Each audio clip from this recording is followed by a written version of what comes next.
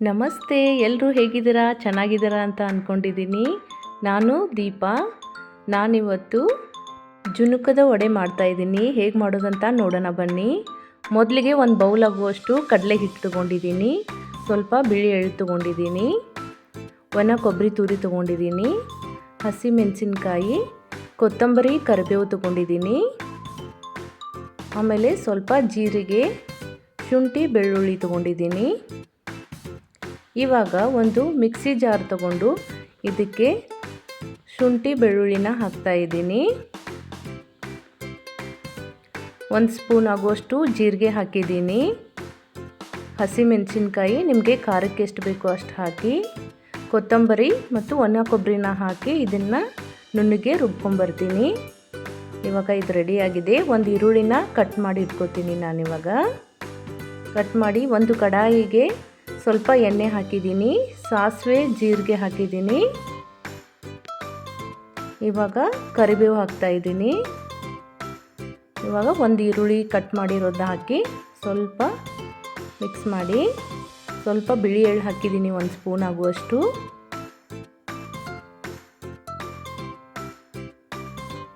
ಇವಾಗ ರುಬ್ಬಿಟ್ಕೊಂಡಿರೋ ಮಸಾಲಾನ ಇದರಲ್ಲಿ ಹಾಕ್ತಾಯಿದ್ದೀನಿ. ಎಲ್ಲನೂ ಸ್ವಲ್ಪ ಹಸಿ ವಾಸನೆ ಹೋಗೋವರೆಗೂ ಹುರಿತಾ ಇದ್ದೀನಿ. 1 ಸ್ಪೂನ್ ಆಗುವಷ್ಟು ಅರಿಶಿನ ಪುಡಿ, ಸ್ವಲ್ಪ ಹಿಂಗೆ ಹಾಕಿದ್ದೀನಿ. 1 ಗ್ಲಾಸ್ ಆಗುವಷ್ಟು ನೀರು ಹಾಕಬೇಕು. ರುಚಿಗೆ ತಕ್ಕಷ್ಟು ಉಪ್ಪು ಹಾಕಿದ್ದೀನಿ. ಇದು ಕುದಿ ಬಂದಿದೆ. ಇವಾಗ ಕಡಲೆ ಹಿಟ್ಟನ್ನ ಇದರಲ್ಲಿ ಹಾಕ್ತಾ ಇದ್ದೀನಿ. ಒಂದೇ ಸಲ ಕಡಲೆ ಹಿಟ್ಟನ್ನ ಎಲ್ಲನೂ ಹಾಕಬೇಡಿ. ಈ ಥರ ಸ್ವಲ್ಪ ಸ್ವಲ್ಪನೇ ಹಾಕ್ತಾ ಸೌಟಿಂದ ತಿರುಗ್ತಾ ಇರಬೇಕು. ಈ ಥರ ತಿರುಗಿಸ್ತಾ ಇರಿ. ಅದು ಗಟ್ಟಿಯಾಗೋವರೆಗೂ ಸ್ವಲ್ಪ ಸ್ವಲ್ಪನೇ ಕಡಲೆ ಹಿಟ್ಟನ್ನ ಒಂದು ಕೈಯಿಂದ ಹಾಕ್ತಾ ಒಂದು ಕೈಯಿಂದ ಈ ಥರ ತಿರುಗಿಸ್ತಾ ಇರಿ. ಈಗ ನೋಡಿ, ಇಷ್ಟು ಗಟ್ಟಿ ಆದರೆ ಸಾಕು. ಇವಾಗ 1 ನಿಮಿಷ ಗ್ಯಾಸ್ನ ಸಿಮ್ಮಲ್ಲಿಟ್ಟು ಅದನ್ನ ಮುಚ್ಚಿಡ್ತಾ ಇದ್ದೀನಿ. ಒಂದು ಪ್ಲೇಟ್ಗೆ ಎಣ್ಣೆ ಅಥವಾ ತುಪ್ಪನ ಹಾಕಿ ಗ್ರೀಸ್ ಮಾಡಿ ಇಟ್ಕೊಂಡಿರಿ. ಇವಾಗ ಇದಾಗಿದೆ. ಗ್ಯಾಸ್ನ ಆಫ್ ಮಾಡಿದ್ದೀನಿ. ಜುನ್ಕನೆಲ್ಲ ಇದರಲ್ಲಿ ಹಾಕ್ತಾಯಿದ್ದೀನಿ ಪ್ಲೇಟ್ಗೆ. ಇವಾಗ ಇದನ್ನು ಸ್ಪೂನಿಂದ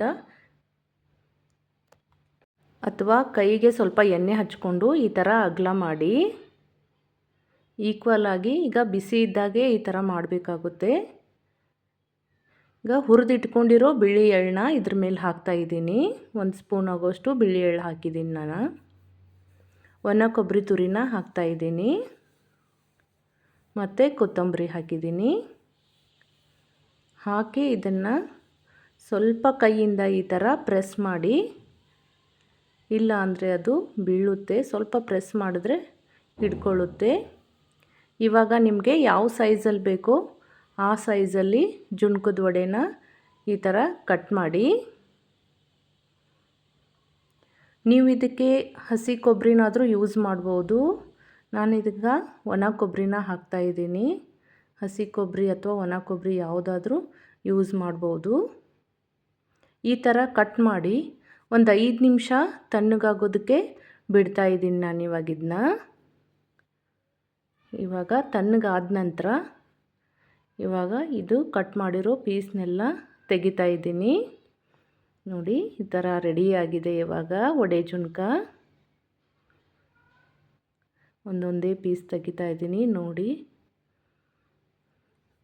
ನೋಡಿ ಎಷ್ಟು ಚೆನ್ನಾಗಿ ಬಂದಿದೆ ಅಂತ.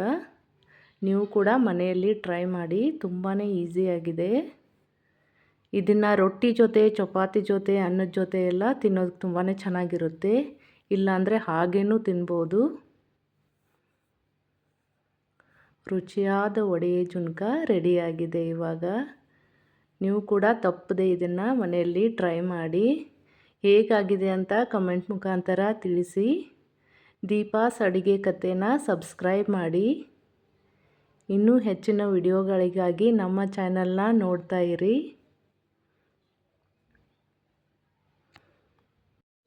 ಸಪೋರ್ಟ್ ಮಾಡಿ, ಲೈಕ್ ಮಾಡಿ. ಧನ್ಯವಾದಗಳು.